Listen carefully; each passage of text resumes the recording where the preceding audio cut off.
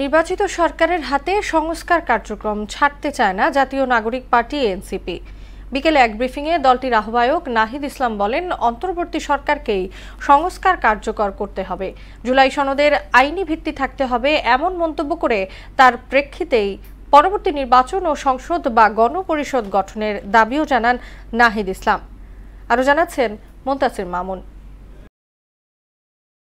গণ অভ্যুত্থানের বর্ষপূর্তি উপলক্ষে মাসব্যাপী কর্মসূচি ঘোষণা করে জাতীয় নাগরিক পার্টি এনসিপি।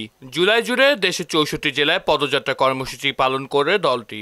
রবিবার কেন্দ্রীয় শহীদ মিনারে নতুন বাংলাদেশের ইশতেহার ঘোষণার মধ্য দিয়ে শেষ হবে সেই কর্মসূচি।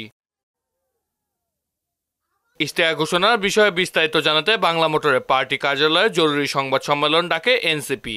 কর্মসূচিতে সর্বস্তরের মানুষকে যোগ দেওয়ার আহ্বান জানিয়ে দলটির আহ্বায়ক নাহিদ ইসলাম বলেন, নতুন সংবিধান ও গণপরিষদ গঠনের দাবিও উত্থাপন করা হবে সেখানে।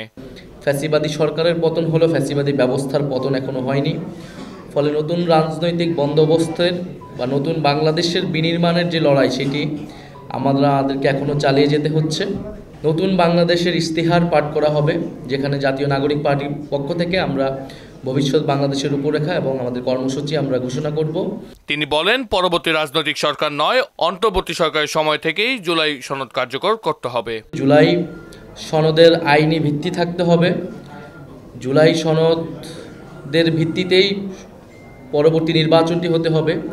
আমরা নির্বাচিত সংসদের হাতে এই সংস্কার কার্যক্রম ছেড়ে দেব না, বরং জুলাই সনদের ভিত্তিতেই আগামীর সংসদ গঠিত হবে।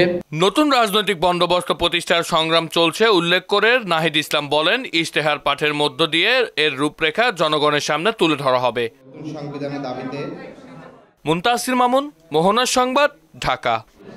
বিচার সংস্কার এবং নতুন সংবিধানের দাবি।